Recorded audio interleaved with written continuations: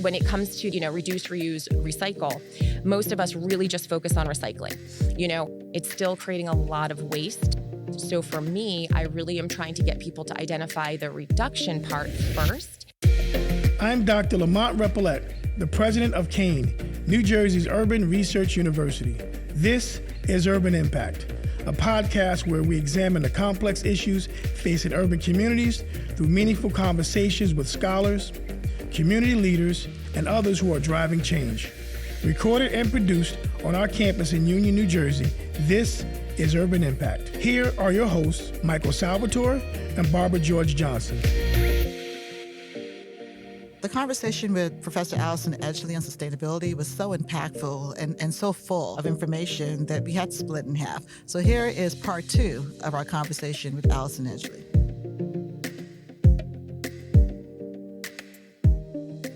You talked about collaboration. Any consideration, there's a lot of discussions right now regarding behavioral change and the psychology behind change. There's a lot of discussions around pharma with this now because there are obviously certain drugs that kind of help you not eat, right? Or not have that craving, which they think will have benefits in the future in terms of other cravings you get, whether it be gambling or something that might not be so positive. But have there been any discussions about collaborating with maybe the PsyD department to kind of talk about this, the impact of terms of behavior? Because what you're talking about is our behavioral changes, actually people just doing something different, because it's not exhaustive. Like what you're talking about is just having a system in place that you can do it. It's really, anybody could do it. They just have to they need the motivation. And then you have to almost incentivize that too in some way. And hopefully that's the purpose of it all. Say, hey, we'll have a better living environment. We'll have, a better future. So have there been any conversations in terms of, you've talked about collaborating to actually do research on that phenomenon?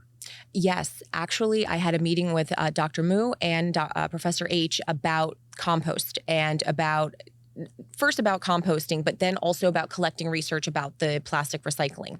Since it's already an initiative we've started, but we haven't really looked at the numbers, kind of seeing the increase or decrease over the semesters, that is something that we did start talking about, where we really want to start doing some more of the research, getting a little bit more of the quantitative aspects of it, so we can actually have the numbers to produce and show people, this is actually what, we're producing as a community.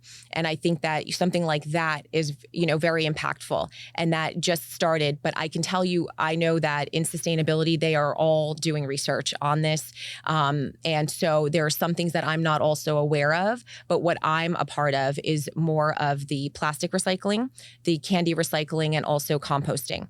We are trying to revive the community garden as well. We're going to be using composting with the garden and going to try to start with some wild flowers and see how they go, and that was also one of those meetings where it's like, what do you think we can do with the garden?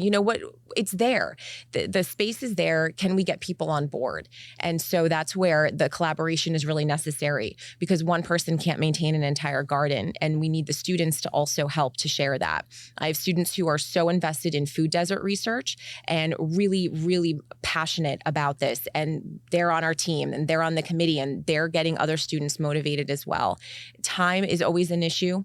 We always have to make sure that people are managing their time, because we know that students have work. We know that they also have to do their classwork as well.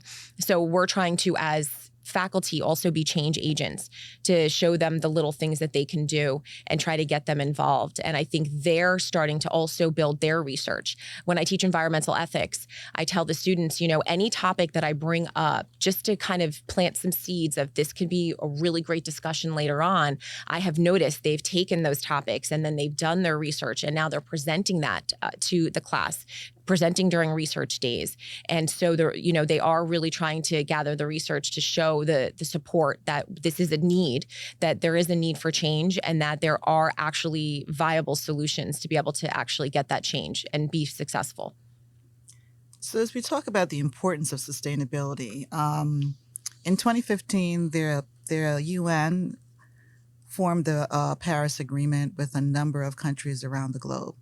And recently, the goal of the Paris Agreement, obviously, is to decrease global warming and really address climate change. And so the goal was to force behavioral change to ensure that the global temperature did not rise beyond 1.5 degrees Celsius, which is like 2.7 degrees Fahrenheit. But we found recently, I think there was a study by the UN or climate scientists that show that we're not really meeting the mark, and actually have gone past that 1.5. So it's a concern globally. I know that recently you took a trip to Iceland, and so I'm curious as to what you learned on that trip, what is happening in other parts of the world that we can learn from, particularly as we look at this issue of global heating and global warming. Absolutely. When we talk about sustainability in my class, there's a video that the students watch, and the message is kind of that things are kind of irreversible now, right? We're at a point almost of no return. And I sometimes joke, you better go buy some property in the Midwest, or you probably got to go inland a little bit because the coastline may not be there. But it's not really a joke, it really isn't. It's very concerning for us, especially where we live in this area. And I've actually traveled to many different countries, and I have been able to adopt a lot of their practices. Even when I went to China, I taught at Wenzhou University in 2013 as well. And I saw the way that they had signs even at their garbage cans.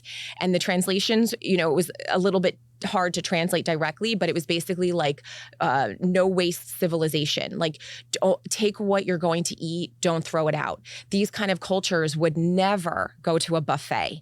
That's something that is a little bit more of our culture. And, this excessive idea that, we have access to all this food, I can just take what I want and not worry about what I waste. So I think that these other countries are really thinking about what they do in the moment each time. And they're really thinking about, the way that resources are being distributed in an accessible way. So that way they do have their resources and they're not wasting them.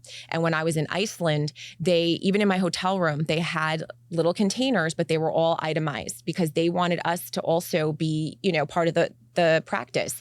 They know that different tourists are going to have different ideals. We're going to have different ways that we probably recycle in our own communities and countries, but they wanted to show us this is what we do. And many of the places out there as well, I noticed very low waste, and people complain about portions. I know. I hear that when people travel, different portions. We have so many bigger portions, but they also have a lot less food waste. And by doing that, people are consuming only what they need versus in excess. And just in general, I like the sustainability, having a lot of receptacles. People were not just leaving garbage. People weren't leaving trash. There was that kind of sense that this is our space and we want to keep it nice. And even some other research that I've seen and had students present shows that, increasing green spaces or increasing, the visibility of ways that people can help the environment will actually get them to do it. But again, if it's not there, it's not easy. It's not something they can create as an action for themselves. Then they may not. And then they're just going to throw something wherever, they can. And so I definitely have adopted these different elements in different communities. Even going back to China, I was shocked when I was told, you will have to bring your own toilet paper. Bring your own toilet paper, bring your own wet naps, and I thought, wow, interesting. But then as I'm there, I realized, the level of waste. One of the professors that I worked with, he said his wife was actually appalled when she came to the States because she couldn't believe we just gave out napkins so freely, stacks of them on a table. And then when that table is done, they just get thrown in the garbage. And so even that story, that tiny little anecdote has stuck in my mind since my travels there, because it just made me realize that there are communities out there that are thinking on this small, tiny scale of a napkin. And we could do that too. We really can do that too. But it's a matter of getting people to see the change. And kind of going back to the idea of motivation, when I think of the theory of planned behavior, we do need to have some norms in place and we do need to have a little social pressure, but people have to feel in control. They have to think that they actually have control of the outcome. They can actually make something happen. So if you create the value and then you show them, look how easy this step is, then it becomes ingrained. Going back to the 3-year-old who's talking, to somebody about the plastic bags. once that becomes their lifestyle, they don't know anything else. They don't even think about, throwing something in the improper place, or they don't think about, not using something to its end. It's just part of their lifestyle. So I have found that through traveling in other countries that they have already ingrained this in their lifestyle and they live it every day. I love your holistic and positive approach to change, and particularly behavioral change. I'm sort of the both and, positive and forceful. So I will share with you that I think that I look at our use of plastic bags and how with our grocery stores or supermarkets, right, we've switched to now having to bring your own bag, and people felt that and they were concerned about, buying a 10-cent bag that was a reusable bag. Now it's become a norm. Mm-hmm. I may forget my bags every now and then, but and have to buy more. But now it's become a norm. People bring their bags to the supermarket and they shop. And it hasn't destroyed our economy. It hasn't changed, it wasn't a catastrophe. And so I think sometimes it has to be a both and.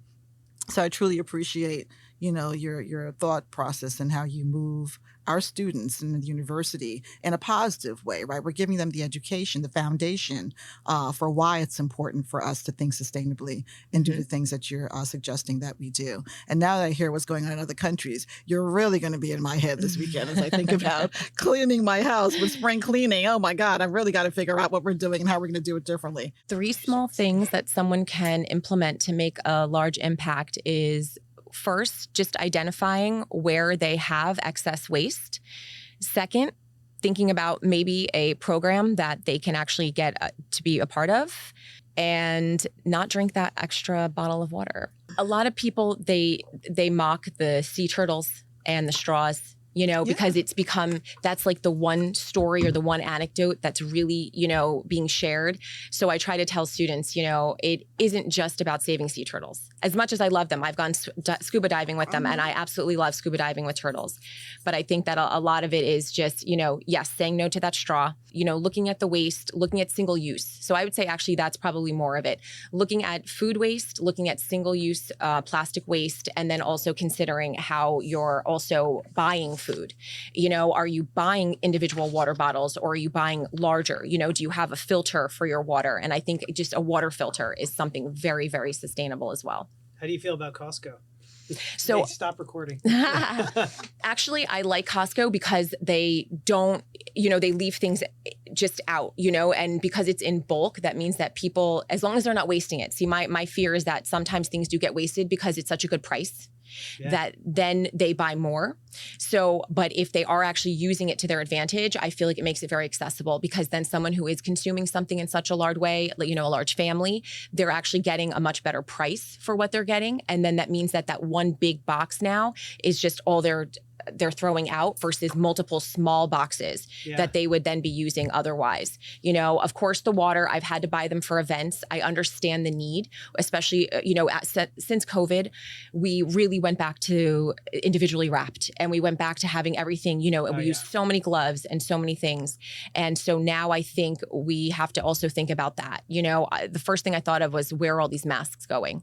And I was the one wearing the cloth mask, and everyone's like, that's not really protecting you. I'm like, I know, but I can rewash it. I can reuse this over and over again. And so I was definitely that person, who was like thinking about, how can I reuse something? I wash my hands with plastic gloves on sometimes, but I realized that, there is a need, right? With food handling, with certain foods and certain preparation, it is vital to, use more plastic. But if we can, again, just consider, I took this glove out, instead of saying, I can't use it, just throwing it out. And I've seen that in places where, this straw, it got a little wet, or, I put it here, let me just throw it in the garbage. So I know that it's a small change. And I know that it's some of the bigger spaces, we put this on the individual so much, but it's a lot of the bigger spaces and the bigger organizations. And that's why we look at, our microcosm of Kean and, think that there's so many things we have opportunities to do here. And so if we can also instill at the individual level, then we can move up, into those higher levels and get it to be a larger force. Thank you for listening to Urban Impact, a podcast produced by Kean, New Jersey's Urban Research University. Subscribe, rate, and review wherever you get podcasts. For more information, visit kean.edu/urban-impact.